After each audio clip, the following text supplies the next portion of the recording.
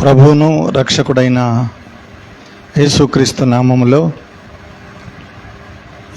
ఈ పునరుద్ధానపు ఆరాధనలో చేరినటువంటి ప్రియబిడ్డలందరికీ కూడా ప్రభు పేరిట వందనాలు తెలియజేస్తున్నాను. అందరికీ వందనాలు.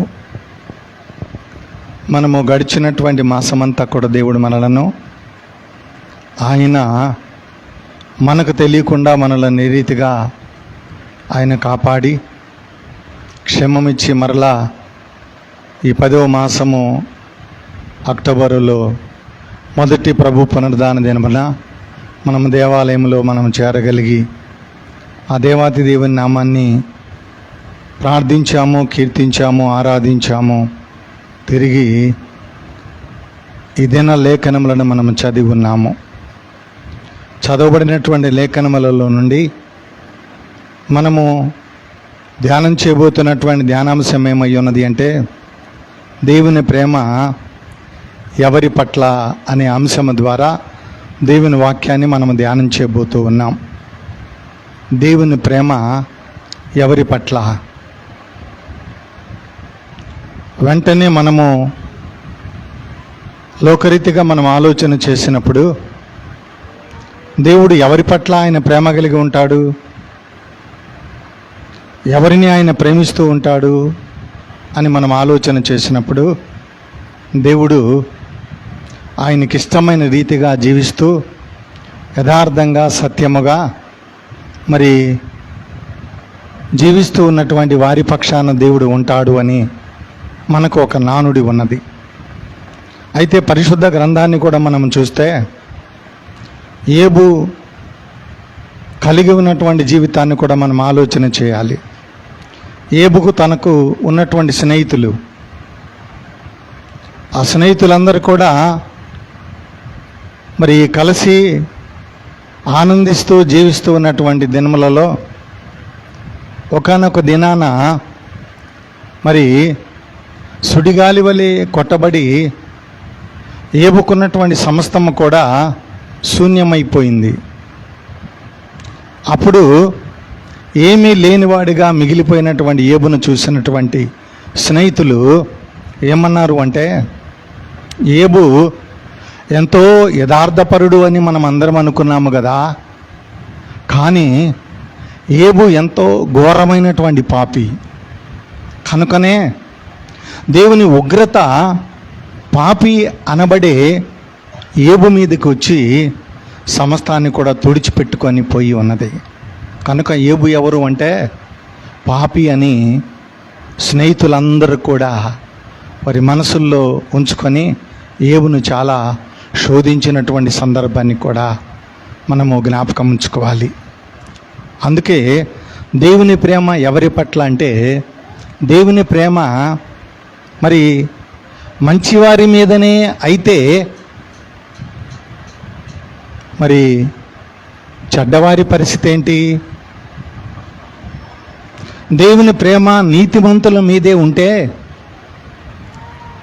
మరి పాపులుగా ఉన్నవారి పరిస్థితి ఏంటి అని మన అంతరంగానికి మనం ఒక ప్రశ్న వేసుకొని దేవుని వాక్యాన్ని కనుక జాగ్రత్తగా మనం ఆలోచన చేస్తే ఇక్కడ ఇశ్రాయేలు ప్రజలు వారు అవిధేయత వలన వారు ఎక్కడికి వెళ్ళారు అంటే ఐగుప్తు దేశానికి వారు వెళ్ళారు. కేవలం వారు వారి అవిధేయత వలన, వారి పాపము వలన, వారు దేవుని మీద తిరుగుబాటు చేయడం ద్వారా వారు జరిగించినటువంటి క్రియలను బట్టి వారు ఏమయ్యారు అంటే ఐగుప్తునకు బానిసలుగా వెళ్ళిపోయారు. అయితే దేవుడు నా మాట వినలేదులే, నా మీద తిరుగుబాటు చేశారు వీళ్ళు, వెళితే వెళ్ళని, చస్తే సావని అని దేవుడు వారిని వదిలివేయలేదండి.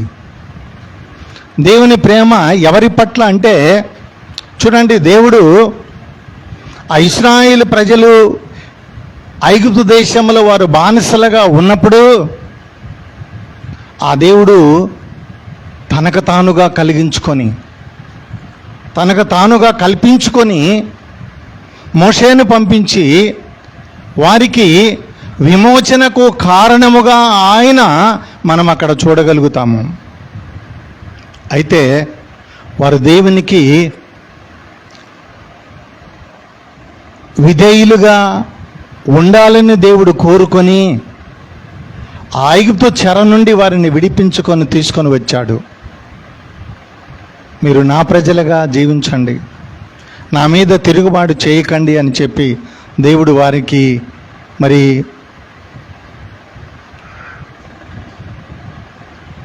తన శాసనాలను ఆజ్ఞలను వారికిచ్చి వారు దేవుని ప్రజలుగా దేవుని సొత్తుగా ఉండాలని దేవుడు వారిని కోరుకొని విమోచించి విడిపించుకొని తీసుకొని వచ్చాడు. అయితే చూడండి, విమోచన విడుదల జరిగినటువంటి ప్రజలు వారు ఏం చేశారు అంటే, విడుదల విమోచన తరువాత మరలా తిరిగి వారు దేవుని మీదే మరి ఏ రీతిగా తిరుగుబాటు చేశారో మనం చదివాము. మరొకసారి జ్ఞాపకం చేసుకుందాం. చూడండి, నిర్గమకాండము 32వ అధ్యాయము 9-10 వచనాలను మనం చదువుదాము. చూడండి, మరియు యెహోవా ఇట్లా నేను ఈ ప్రజలను చూసి ఉన్నాను, ఇదిగో వారు లోబడనొల్లని ప్రజలు, కావున నీవు ఊరకుండము, నా కోపము వారి మీద మండును, నేను వారిని కాల్చివేసి నిన్ను గొప్ప జనముగా చేసేదనని మోషేతో చెప్పగా. చాలండి. ఇక్కడ చూడండి, ఏ ప్రజలైతే ఇశ్రాయేలు ప్రజలుగా వారు ఐగుప్తు దేశంలో 430 సంవత్సరాలు బానిసలుగా ఉండి వారు అక్కడ పడినటువంటి ప్రయాస బాధ అంతా ఇంత కాక వారి రాత్రి లేదు పగలు లేదు నిరంతరము శ్రమజీవులుగా కష్టజీవులుగా జీవిస్తూ ఉంటే దేవుడు వారిని చూసి వారిని విమోచించి వారికి విడుదలిచ్చి తీసుకొని వస్తూ ఉన్నటువంటి ప్రయాణంలో జరిగినటువంటి సంఘటన మనం చదువుతూ ఉన్నామండి.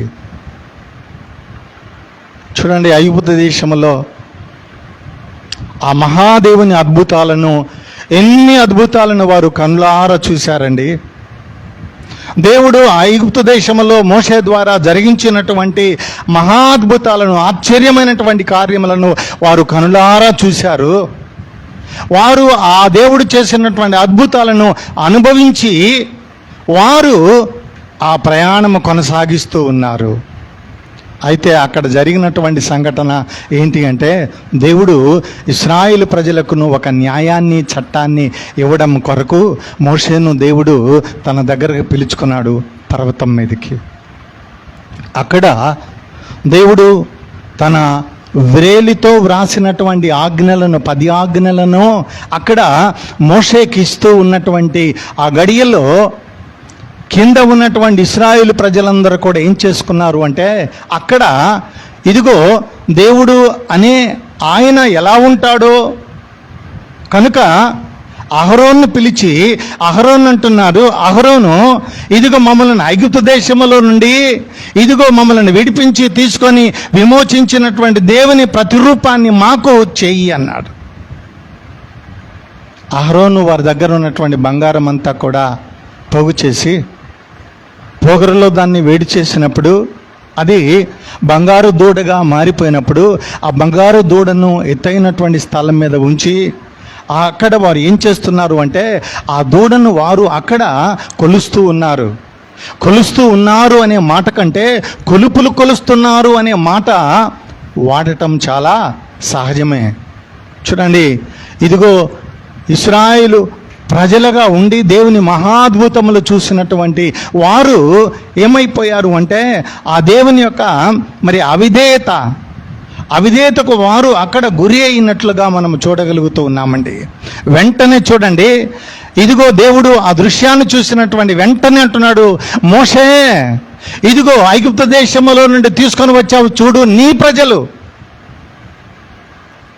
ఇందాకనేమో నా ప్రజలు ఐగుప్తు దేశంలో వారు బాధపడుతున్నారు, మోషే నీవు నువ్వు వెళ్ళి వారిని విమోచించుకొని తీసుకొని రాయ్యా అని చెప్పి మోషేతో మాట్లాడినటువంటి మాట ఏంటంటే నా ప్రజలని అక్కడ దేవుడు అక్కడ ప్రజలను గురించి సాక్ష్యం ఇచ్చాడు. కానీ ఏ ప్రజలైతే అవిధేయులుగా దేవుని మీద తిరుగుబాటు చేసి ఇదిగో వారు బంగారు దూడను చేసుకొని ఆ దూడను వారు కొలుస్తూ ఉన్నటువంటి గడియలో మరలా దేవుని యొక్క ఉగ్రత వారి మీదకి వెళ్ళి దేవుడు ఏమంటున్నాడు అంటే మోషే నీ ప్రజలను నువ్వు తీసుకొని వచ్చావు కదా, వారు లోబడనొల్లని ప్రజలు, ఎంతగా నేను వారిని ప్రేమించి ఎంతగా నేను వారి పట్ల కలిగి ఉన్నటువంటి మరి ఆలోచనలు, ఎంతగా వారి పట్ల నేను కలిగి ఉన్నటువంటి వాగ్దానములు అవన్నీ కూడా వారు ఏం చేశారు అంటే మరిచిపోయి తిరుగుబాటు చేస్తున్నారు గనక వీళ్ళందరినీ నేను కాల్చివేయబోతున్నాను. కాల్చివేసిన తరువాత ఇదిగో మోషే నీలో నుండి నేను గొప్ప జనాంగాన్ని నేను తీసుకొని రావాలనే ఆశపడుతూ ఉన్నాను అని దేవుడు అక్కడ మోషే పట్ల మరి తన మనస్సును అక్కడ వ్యక్తపరిచాడు. వెంటనే మోషే ఏమనాలి? అవునులేయా, సరేలే, వారు నేను కూడా ఎంత కష్టపడ్డానోనయ్యా, ఎంత బాధపడ్డానయ్యా వారు నడిపించటానికి, ఇదిగో నేను ఎంతో శక్తిని కోల్పోయానయ్యా, కానిచ్చు అని మోషే అక్కడ బదులు ఇవ్వలేదండి, బదులు పలకలేదండి. మోషే ఏమన్నాడు అంటే అయ్యా ఇదిగో నీవు ఐగుప్తు దేశములో నుండి విడుదల చేసుకొని విమోచన జరిగించి నువ్వు తీసుకొని వచ్చినటువంటి ప్రజలు వారి దేవుడు ఏం చేశారో తెలుసా? కొండలలోనూ భూమి దిగంతంలో వరకు వారిని తీసుకొని వెళ్ళి వారిని అందరినీ కూడా అక్కడే చంపివేశారని వారు ఐగుప్తు దేశములో చెప్పుకుంటారు. అలా చెప్పుకొనేలా కనుక ఇదిగో నీవు చూడు, నువ్వేం చేశావు? అబ్రహాముతో ప్రమాణం చేశావు, ఇదిగో ఇసాకుతో ప్రమాణం చేశావు, ఇశ్రాయేలుతో ప్రమాణం చేశావు. నువ్వు చేసినటువంటి ప్రమాణం ఏమై ఉన్నది అంటే ఇదిగో మరి నా ప్రజలైనటువంటి ఇశ్రాయేలీలను నేను ఏం చేస్తాను అంటే వారిని నేను ఆశీర్వదిస్తాను, వారిని ఆకాశములో నక్షత్రముల కంటే అధికమైనటువంటి శక్తి కలిగిన వారిగా, అధికమైనటువంటి సౌందర్యము కలిగిన వారిగా, అధికమైనటువంటి ఆశీర్వాదాన్ని నేను వారికి ఇస్తానయ్యా. చూడండి, ఈ భూమి అంతటిని కూడా స్వాస్యముగా నేను వారికి ఇస్తాను అని చెప్పి నువ్వు వాగ్దానం చేసావు కదయ్యా. ఆ వాగ్దానం నువ్వు మర్చిపోతే ఎలా? వాగ్దానం చేసినటువంటి దేవుడు నీవే, ఆ వాగ్దానమును మర్చిపోతే ఎలా? ప్రమాణం చేసినటువంటి దేవుడు నీవే, ఆ ప్రమాణమును మర్చిపోతే ఎలా అయ్యా అని చెప్పి అక్కడ దేవుడు చేసినటువంటి వాగ్దానం ఇశ్రాయేలు ప్రజల పట్ల ఏమై ఉన్నదో ఆ వాగ్దానమును మోషే మరలా తిరిగి దేవునికి అక్కడ తెలియజేస్తే దేవుడు ఏం చేశాడు అంటే ఇదిగో అతని మనస్సును మార్చుకొని అక్కడ వారి విషయమై సంతాపపడెను అని అక్కడ వ్రాయబడి ఉంటుందండి. సంతాపపడ్డాడట. సంతాపపడి ఇదిగో చూడండి, ఇక సంతాపపడినటువంటి సందర్భాన్ని బట్టి మనం అక్కడ ఆలోచన చేస్తే ఇదిగో దేవుడు ఒక దినాన అయితే చూడండి, దేవుడు ఒక దినాన ఆదికాండము 8వ అధ్యాయము 21వ వచనములో ఒక మాట మనం అక్కడ చూడగలుగుతాం. చూడండి, అప్పుడు యెహోవా ఇంపైన సువాసన నాగ్రాణించి ఇక మీదట నరులను బట్టి భూమిని మరలా శపించను. ఎందుకనగా నరుల హృదయాలోచన వారి బాల్యము నుండి చెడ్డది. నేనిప్పుడు చేసిన ప్రకారము ఇకను సమస్త జీవులను సంహరింపను. చూడండి, దేవుడు ఒక దినమున ప్రమాణం చేశాడు. నోవాహు దినములు గడిచిన తరువాత, ఆ జలప్రలయం తరువాత దేవుడు చేసినటువంటి ఒక వాగ్దానం చూడండి. ఏమన్నాడు అంటే ఇదిగో ఈ నరులను నేను చూస్తూ వస్తున్నాను, ఈ ప్రజలను నేను చూస్తూ వస్తున్నాను. కానీ ఈ ప్రజలు ఎలాంటి వారు అంటే చూడండి, వారి ఇదిగో హృదయము బాల్యము నుండి చెడ్డది. కనుకనే వారు తిరుగుబాటు చేయడమే కానీ వారు దేవునికి విధేయత కలిగి జీవించినటువంటి దినములు చాలా తక్కువ. కనుక చూడండి, వారు చేసినటువంటి పనులను బట్టి కాక, ఇదిగో వారి హృదయంలో ఉన్నటువంటి అనాలోచనను బట్టి నేను ఏం చేయబోతూ ఉన్నాను అంటే, ఇంకా ఎన్నడ కూడా ఈ భూమి మీద ఏ నరుని కానీ ఏ జీవరాశిని కానీ ఇదిగో మరలా నేను సంహరింపను అని చెప్పి అక్కడ ఆయనకు వాగ్దానము ప్రజల పట్ల జరిగించుకున్నట్లుగా మనం చూస్తూ ఉన్నాము. అందుకే ఇశ్రాయేలు ప్రజలు మాటిమాటికి దేవుని మీద తిరుగుబాటు చేసిన ఆ తిరుగుబాటును మరలా దేవుడు ఏం చేశాడు అంటే క్షమాపణగా మార్చుకొని మరలా తిరిగి వారిని హక్కున చేర్చుకున్నాడే కానీ, ఇదిగో మీరు నా ప్రజలు కాదు కనుక ఇదిగో నాకు తగినట్లుగా మీరు జీవించటం లేదు గనక ఇదిగో మిమ్మల్ని నేను వదిలివేశాను, విడిచిపెట్టాను, ఇంకెన్నడూ మీరు నా ప్రజలు కాదు అని దేవుడు ఇంకా చెప్పడానికి వీలు కాకుండా ఆయన మనసు మార్చుకున్నటువంటి దేవుడు అని కూడా మనం గుర్తుంచుకోవాలండి. అందుకే చూడండి, ఇక్కడ దేవుని యొక్క ప్రజల పట్ల దేవుడు కలిగి ఉన్నటువంటి ప్రేమ, దేవుని యొక్క ప్రజల పట్ల మరి దేవుడు కలిగి ఉన్నటువంటి ప్రేమను ఏ రీతిగా ఆయన వ్యక్తపరుస్తూ ఉన్నాడు చూస్తే, దేవుడు పాపిని ప్రేమిస్తూ ఉన్నాడు, ఆ పాపి హృదయంలో ఉన్నటువంటి పాపాన్ని ద్వేషిస్తున్నాడు. దేవుడు ఎవరిని ప్రేమిస్తూ ఉన్నాడు అంటే పాపిని ప్రేమిస్తూ ఉన్నాడే కానీ పాపమును ఆయన ద్వేషిస్తూ ఉన్నాడు. కనుకనే ఇదిగో వారు మాటిమాటికి పాపం చేసినా కూడా ఇదిగో ఆ పాపాన్ని ఏ రీతిగా సంహరించాలి అనే ఆలోచన తన మనస్సులో ఉంచుకున్నాడే కానీ ఇదిగో మరలా ఏ మానవుని కూడా నేను శిక్షించను, ఏ మానవుని కూడా నేను మరలా తిరిగి ఇదిగో వారిని కాల్చివేయను, బూడిద చేయను అని చెప్పి తన మనస్సు మార్చుకొని సంతాపపడినటువంటి దేవుడండి. అందుకే చూడండి, దేవుడు ఆయన ఎలాంటి వాడు అంటే, దేవుడు ఇదిగో ఆయన పాపిని ప్రేమించాడు, పాపమును ద్వేషించాడు. లూకా వ్రాసినటువంటి శుభవార్త 15వ అధ్యాయము 1-2 వచనాలను మనం చదువుదాము. చూడండి, ఒకప్పుడు సమస్తమైనటువంటి సుంకరులను పాపులను ఆయన బోధ వినుటకు ఆయన దగ్గరకు వచ్చుచుండగా పరిసయ్యులను శాస్త్రులను అది చూసి ఇతడు పాపులను చేర్చుకొని వారితో కూడా భోజనము చేయుచున్నాడని చాలా సణుగుకొనిది. చూడండి, దేవుడు ఎవరిని ప్రేమిస్తూ ఉన్నాడు అంటే ఈ భూమండలం మీద పుట్టినటువంటి ప్రతి మానవుని ఆయన ప్రేమిస్తూనే ఉన్నాడు. ఎవరిని ద్వేషించటల్లా. ఎవరి దగ్గరకు ఆయన వెళుతూ ఉన్నాడు అంటే ఇదిగో లోపము కలిగిన వారు, పాపము కలిగిన వారు, ఇదిగో పాపులుగా వెలివేయబడిన వారి దగ్గరకు వెళ్ళి ఆయన ఇదిగో వారితో కలిసి మాట్లాడుతున్నాడు, వారితో కలిసి భోజనం చేస్తున్నాడు, వారితో కలిసి ఆయన జీవనాన్ని ముందు కొనసాగిస్తున్నాడు. అయితే ఇక్కడే వీళ్ళెవరు అంటే చూడండి, మనం చదివాం, పరిసయ్యులు ఉన్నారు, శాస్త్రులు ఉన్నారు. వీళ్ళ యొక్క ఆలోచన ఏంటి, వీళ్ళ హృదయంలో ఉన్నటువంటి ఆలోచన ఏంటి అంటే ఇదిగో మేము మాత్రమే దేవునికి నీతిమంతులము, మేము మాత్రమే యథార్థపరులము, మేము మాత్రమే దేవుని ప్రజలము, మేము కాక ఇంకా ఎవ్వరు కూడా దేవుని ప్రజలుగా మరి ఉండే అర్హత ఇంక ఎవ్వరికి లేదు అనే ఆలోచన వారి మనసులో ఉంచుకొని యేసుక్రీస్తు ప్రభు వారిని వారు అక్కడ మాట్లాడుతున్నటువంటి వారి హృదయంలో ఉన్న ఆలోచన చూడండి ఏమంటున్నారు అంటే ఇదిగో మరి ఇతడు పాపులను చేర్చుకొని వారితో కూడా భోజనము చేయుచున్నాడని చాలా సణుగుకున్నారు.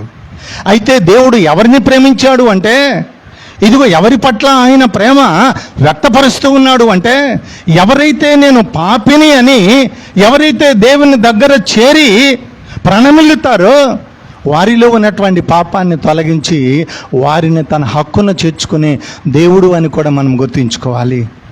ఎక్కడ మనం చూడగలము ఈ సందర్భాన్ని, ఎక్కడ మనం చూడగలమండి? చూడండి, మనం చదివి ఉన్నాము, కీర్తన భాగాన్ని చదివాము. ఆ కీర్తన భాగంలో మనం చూస్తే అక్కడ మరి దావీదు చేసినటువంటి పాపం, ఇదిగో దావీదు చేసినటువంటి ఘోరాతి ఘోరమైనటువంటి పాపం ఎంత పాతకము చేశాడు చూడండి. అంత పాపము చేసినటువంటి మరి దావీదు పట్ల దేవుని యొక్క కృప, దేవుని యొక్క ప్రేమ ఎలా ఉన్నది అంటే ఆయనను క్షమించాడు. ఆయనను క్షమించి ఇదిగో మరలా తిరిగి ఆయనలో ఉన్నటువంటి పాపమంతటిని కూడా తొలగించి ఆయన పరిశుద్ధుడిగా చేసి ఆయనతో మాట్లాడినటువంటి మాట చూడండి, దావీదు నా హృదయానుసారుడు అని అక్కడ ఆయన మాట్లాడినటువంటి మాట. దావీదు ఏమై ఉన్నాడు అంటే, ఇదిగో నా హృదయము ఏ రీతిగా ఉన్నదో నా హృదయానికి ఇదిగో ప్రతినిధిగా ఉన్నాడు దావీదు అని చెప్పి అక్కడ దేవుడే మరలా తిరిగి దావీదుని గురించి ఇచ్చినటువంటి సాక్ష్యం అండి. జాగ్రత్తగా మనం ఆలోచన చేయాలి.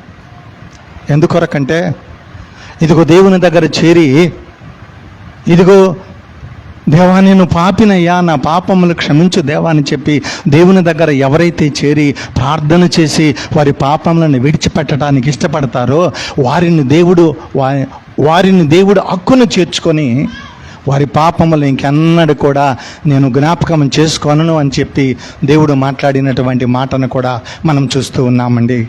చూడండి, దేవుడు అనే ఆయన లోకమును సృష్టించిన దేవుడు, ఈ లోకములో ఉన్నటువంటి ప్రతి మానవుని ప్రేమిస్తున్న దేవుడు, ఈ లోకములో ఉన్నటువంటి ప్రతి మానవుని కొరకు ప్రాణం పెట్టిన దేవుడు, ఈ లోకములో ఉన్నటువంటి ప్రతి మానవుని విమోచించి విడుదల చేసి తన బిడ్డలుగా తిరిగి తన హక్కును చేర్చుకున్నటువంటి దేవుడే. కానీ ఇదిగో మీరు నా ప్రజలు కాదు అని ఎవరితో కూడా ఆయన చెప్పలేదండి, చెప్పడండి ఆయన. ఎందుకొరకంటే ఆయన తల్లి తన బిడ్డను మరుచునేమో కానీ నేను నిన్ను మరువను విడువను ఎడబాయను అని చెప్పి వాగ్దానం చేసిన దేవుడు. కనుక ఈ సృష్టిలో ఉన్నటువంటి మానవులందరూ కూడా ఏమై ఉన్నారు అంటే దేవుని ప్రజలుగా ఉన్నారు. దేవుని బిడ్డలుగా ఉన్నటువంటి వారిని ఇదిగో వాళ్ళందరికీ కూడా నిత్య జీవం ఇవ్వాలని దేవుని యొక్క నిత్యమైన సంకల్పం అండి. ఏ ఒక్క పాపి నశించి నరకానికి వెళ్ళకూడదని దేవుని యొక్క నిత్యమైనటువంటి సంకల్పం అండి అది. చూడండి, మనం చదువుదాం. యోహాను రాసినటువంటి శుభవార్త 3వ అధ్యాయము 16వ వచనాన్ని చదువుదాము. చూడండి, యోహాను రాసినటువంటి శుభవార్త 3వ అధ్యాయం 16వ వచనాన్ని చదువుదాం. దేవుడు లోకంని ఎంతో ప్రేమించెను కాగా ఆయన తన అద్వితీయ కుమారునిగా పుట్టిన వానియందు విశ్వాసముంచు ప్రతివాడును నశింపక నిత్య జీవం పొందినట్లు ఆయనను అనుగ్రహించెను. చూడండి, ఈ లోకములో ఉన్నటువంటి ప్రతి మానవునికి ఇదిగో ప్రతి మానవుడు ఇదిగో నిరంతరం జీవించి ఉండే జీవితాన్ని ఇవ్వడానికి ఇదిగో తన కుమారుని ఈ లోకానికి పంపించాడు. గనక దేవుడు ఆయన ప్రేమ ఎలా ఉన్నది అంటే ఇదిగో ఇక్కడ దేవుడు లోకముని ఎంతో ప్రేమించాను. ఎక్కడ ఆయన ద్వేషించలేదండి, ఎక్కడ ఆయన ద్వేషించలేదు. ఎక్కడ కూడా మనము కూడా ఇదిగో ఎవరిని కూడా ద్వేషించేవారిగా ఉండకూడదండి, ఎవరిని కూడా మనము అపహసించేవారిగా ఉండకూడదండి. ఇదిగో దేవుడే అంతటి వాడే ఇదిగో లోకములో ఉన్నటువంటి ప్రతి మానవుని ప్రేమించి ప్రతి మానవునికి నిత్య జీవం ఇవ్వడానికి తన కుమారుని లోకానికి పంపించి కుమారుని ద్వారా ఇదిగో ప్రతి మానవుని రక్షిస్తూ ఉన్నాడు. కనుక దేవుడు ఎవరిని ప్రేమిస్తూ ఉన్నాడు అంటే పాపముతో ఉన్నవారిని, వెలివేయబడిన వారిని ప్రేమించి వారిని హక్కున చేర్చుకున్నటువంటి దేవుడు అని కూడా మనం గుర్తుంచుకోవాలి. అందుకే చూడండి, యేసుక్రీస్తు ప్రభువారు చూడండి 2 ఉపమానములు చెప్పాడు. 2 ఉపమానముల్లో ఉన్నటువంటి భావాన్ని కూడా జాగ్రత్తగా మనము ఆలోచన చేయాలి. ఇదిగో ఒక మనిషినికి ఇదిగో 100 గొర్రెలు ఉన్నాయట. 100 గొర్రెలు ఉంటే ఆ 100 గొర్రెలలో ఏమైపోయింది అంటే ఒక గొర్రె తప్పిపోయింది. అతడు ఏమనుకున్నాడు, పోతే పోయిందిలే పోనీ ఒక గొర్రె, ఈ 99ని ఎందుకు నిన్ను విడిచిపెట్టాలి, ఈ 99 నాకున్నాయి కదా, ఇదిగో ఒక గొర్రె తప్పిపోతే పోనీ అని ఆ మనుషుడు ఊరకనే ఉండలేదండి. 99 గొర్రెలను అడవిలోనే విడిచిపెట్టి తప్పిపోయినటువంటి ఆ గొర్రెను వెతకడానికి వెళ్ళాడు. వెతికి ఆ గొర్రె పిల్ల దొరికిన తరువాత ఆ గొర్రె పిల్లను తన భుజముల మీద వేసుకొని ఇదిగో దాన్ని తీసుకొని వచ్చి మందలో కలిపి అంటున్నాడు. ఇదిగో తన మిత్రులతోనూ స్నేహితులతోనూ అతడు సంతోషిస్తూ ఉన్నట్లుగా మనం చూస్తూ ఉన్నాము. ఇదిగో అక్కడ ఉన్నటువంటి ఒక మాట మనం చదివితే ఏమై ఉన్నది అంటే, ఇదిగో 99 గొర్రెలు ఉన్నాయి, కానీ ఆ 99 గొర్రెలు కూడా ఏమనుకుంటున్నాయి చూడండి. ఆ 99 గొర్రెలను ఏ రీతిగా పోలుస్తూ ఉన్నాడు చూడండి. మనం అక్కడ చదువుదాము చూడండి. మీరు నాతో సంతోషించుడి, తప్పిపోయిన నా గొర్రె దొరికినదని వారితో చెప్పును కదా. అటువలే మారు మనసు అక్కరలేని 99 మంది నీతిమంతుల విషయమై కలుగు సంతోషము కంటే మారు మనసు పొందు ఒక్క పాపి విషయమై పరలోకమందు ఎక్కువ సంతోషము కలుగును. చూడండి, ఈ 99 మందిని దేంతో పోల్చాడు అంటే పరిసయ్యులు శాస్త్రులతో పోల్చాడు. వాళ్ళే తీర్పు తీర్చుకుంటున్నారు, మేము న్యాయవంతులము, మేము పరిశుద్ధులమని. కానీ వారిలో ఏం లేదు, మారు మనసు లేదు, మారు మనసు లేదు. ఇదిగో మారు మనసు లేక ఇదిగో తనను ప్రేమించుకుంటున్నారే కానీ ఎదుట ఉన్న వ్యక్తిని ప్రేమించే మనసు వారిలో లేదు. అందుకే దేవుడు అంటున్నాడు, ఒక్క గొర్రె తప్పిపోయింది. ఆ తప్పిపోయినటువంటి ఒక్క గొర్రె ఏమైంది అంటే మరలా ఇదిగో తనలో ఉన్నటువంటి పాపములన్నిటిని విడిచిపెట్టింది, మారు మనసు పొందింది. కనుకనే నేను సంతోషిస్తున్నాను అని చెప్పి అక్కడ దేవుడు చెప్పినటువంటి ఉపమానం అండి. రెండవ ఉపమానం కూడా మనం చూస్తే, ఇదిగో ఏ స్త్రీకైనా కూడా 10 వెండి నాణ్యములు ఉండగా వాటిల్లో ఒక నాణ్యం పోగొట్టుకున్నది అనుకోండి, 9 నాణ్యాలు ఉన్నాయిలే పర్వాలేదులే అనుకొని ఆ స్త్రీ మౌనముగా ఉన్నదా అంటే లేదండి. 99 నాణ్యములు ఉన్నాయి తన దగ్గర, తాను పోగొట్టుకున్నటువంటి ఒక్క నాణ్యము దొరికేంత వరకు ఎంతగా కష్టపడింది, ఎంతగా శ్రమపడింది అంటే ఇదిగో ఇల్లంతా ఊడ్చింది, నాణ్యము దొరకలా.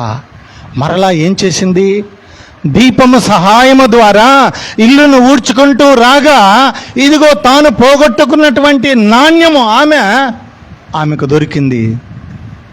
వెంటనే అక్కడ ప్రభు ఏమని మాట్లాడుతున్నాడు అంటే, అటువలే మారు మనసు పొందక పాపి విషయమై దేవుని దూతల ఎదుట సంతోషము కలుగునని మీతో చెప్పుచూ ఉన్నాను అంటున్నాడు. చూడండి, దేవుడు ఇప్పుడు ఎవరి కొరకు ఈ భూలోకానికి వచ్చాడు అంటే బాప్తిస్మం ఇచ్చి యోహాను అంటాడు, ఏమంటాడు, ఇదిగో లోక పాపములను మోసుకొని పోవు దేవుని గొర్రె పిల్ల అంటాడు. లోకములో ఉన్నటువంటి మనుషుల్లో ఉన్నటువంటి పాపాన్ని మోసుకొని వెళ్ళి ఆ కల్వరి శిలువలో ఆ పాపములన్నిటిని కూడా పరిహారముగా తన ప్రాణాన్ని అర్పించి అక్కడ మానవునికి విమోచన విడుదల కలిగించినటువంటి దేవుడు అని కూడా మనం గుర్తించుకోవాలి. అందుకే శిలువలో ఏమున్నది, ఇదిగో సిలువలో క్షమాపణ ఉన్నది, సిలువలో ప్రేమ ఉన్నది, సిలువలో వేదన ఉన్నది. ఎవరిని గురించి ఆయన వేదన? ఇంకా రక్షణ పొందక, ఇంకా మారు మనసు పొందక, ఇంకా విమోచించబడక, ఇంకా నేను నీతిమంతుడను, నేను పాపిని కాదు, నేను పరిశుద్ధుడనని తనకు తానే చెప్పుకుంటూ ఉన్నటువంటి వారి పక్షాన ఆ సిలువలో ఎంతో వేదన పడ్డాడట దేవుడు. అందుకే చూడండి, సిలువ ఏమిచ్చిందంటే ప్రేమనిచ్చింది, సిలువ క్షమాపణిచ్చింది. సిలువలో నుండి వచ్చినటువంటి వేదన పొందినటువంటి ప్రభు ద్వారా మనకు విమోచన దొరికింది అని కూడా మనం గుర్తించుకోవాలి. అందుకే సిలువలో యేసుక్రీస్తు ప్రభువారు పలికినటువంటి మొదటి మాట ఏంటి అంటే క్షమాపణ కోరాడు. తండ్రి, వీరేం చేస్తున్నారు, వీరికి తెలియదు గనక వీరిని క్షమించు అని క్షమాపణ కోరాడే కానీ ప్రతీకారాన్ని కోరుకోలేదు, ప్రతిగా కక్ష తీర్చుకోవడానికి ప్రయత్నం చేయలేదు. ఆయన అంటాడు, ఇదిగో నేను కావాలని కోరుకుంటే ఇదిగో ఒక సైన్యం, ఒక సమూహమే దిగి రాదా, కానీ నేను అలా కోరుకోవడం లేదు. కనుక దేవుడు ఏం కోరుకుంటున్నాడు అంటే ప్రేమను కోరుకున్నాడు, క్షమాపణ కోరుకున్నాడు.